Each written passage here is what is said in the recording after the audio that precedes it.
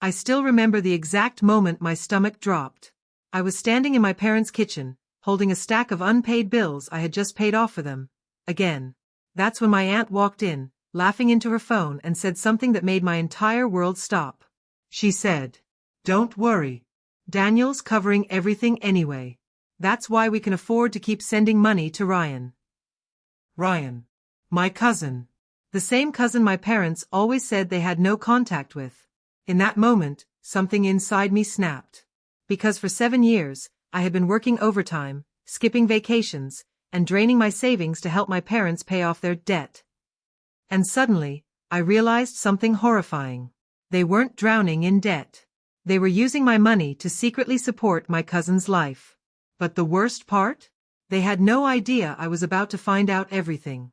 And when I did, I made sure they would never forget it. My name is Daniel, and growing up, I always believed my parents were the most hard-working, honest people I knew. My dad worked as a mechanic. My mom worked part-time at a small clothing store. We weren't rich, but we were close. At least, that's what I believed. When I was 22, I got my first real job as an IT technician. Nothing glamorous, but the pay was good enough that I moved into a small apartment nearby. That was when the problems started. One evening, my mom called me crying. "Daniel, we're in trouble." I rushed over to their house immediately.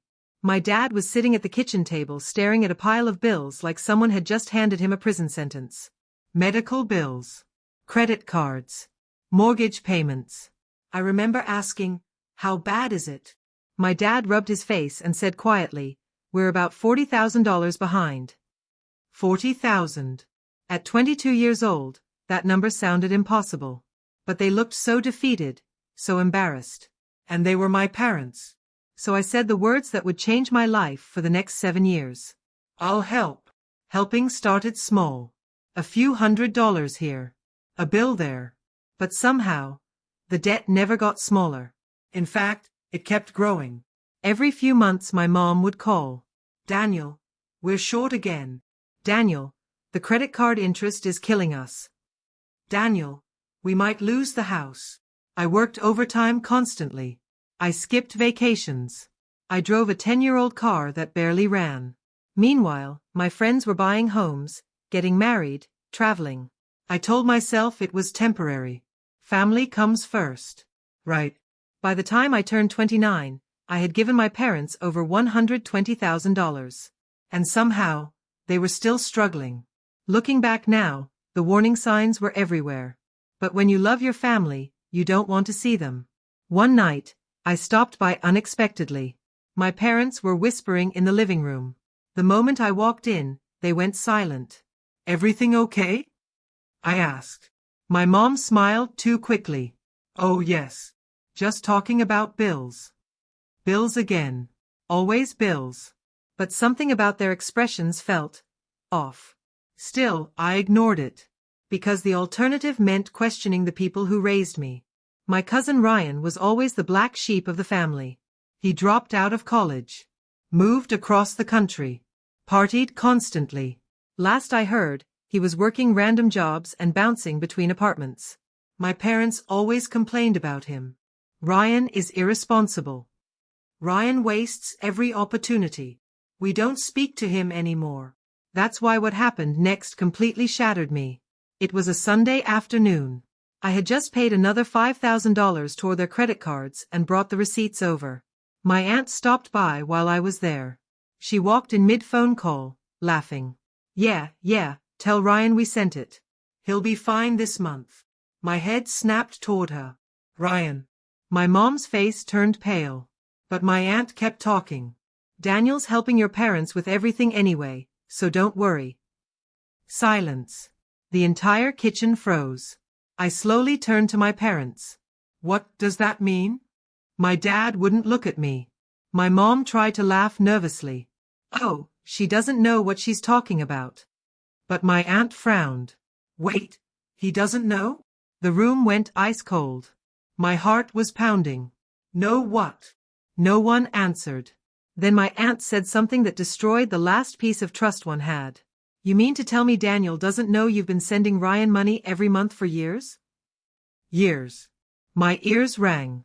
I looked at my parents. Is that true? My dad whispered, it's not what it sounds like.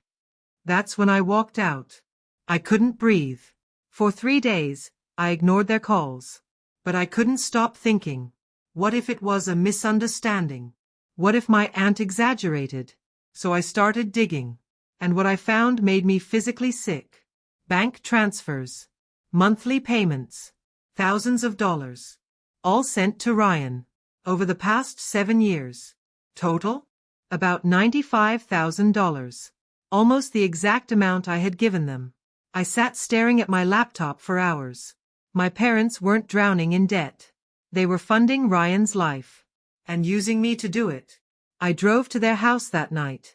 They were waiting. My mom looked like she'd been crying for days.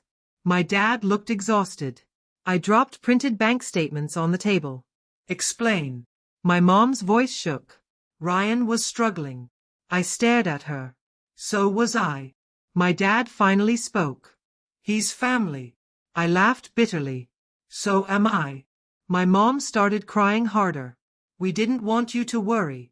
I slammed my hand on the table. I gave you everything. 7 years of my life. 7 years of overtime. 7 years of stress. And they gave it all to someone who partied his way through life. Then my dad said the worst thing he could have said. You make more money than Ryan ever will. In that moment, something inside me went cold. I didn't yell. I didn't scream. I just nodded. Okay. And then I left. But I was done being their safety net. 2 weeks later, I made a phone call. To the bank. Because remember that house I had been helping them save? My name was on part of the loan. Which meant I had a legal say in what happened next. When my parents received the notice that the house would need to be refinanced without my financial support, panic hit them. They called me immediately. Daniel, please, we'll lose the house. For the first time in 7 years, I said the word they never expected. No. Within 6 months, they had to sell the house. Ryan never came to help them. Not once. Not with money. Not with moving. Nothing. Meanwhile, I paid off the last of my own debts. Started saving. And finally took my first real vacation in nearly a decade. The strangest part? A year later, my dad called me. Not to ask for money. Just to say something I had waited years to hear. You were right.